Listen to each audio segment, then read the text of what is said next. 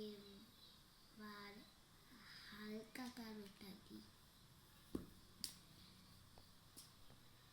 ওটা তো মোটা, এই চিকনটা দিয়ে সুন্দর হবে। হালকাটা সুন্দর করে নিতে হবে, সবটাই কিন্তু সুন্দর মতো দিতে হবে।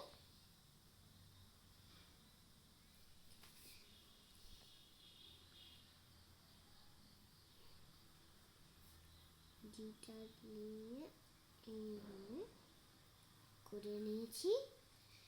এবার আমাদের এই পাখটা আঁকতে হবে সবুজ কালার। সবুজ কালারটা দেখতে সুন্দরই লাগছে, রঙটা অনেক ভালোই লাগে।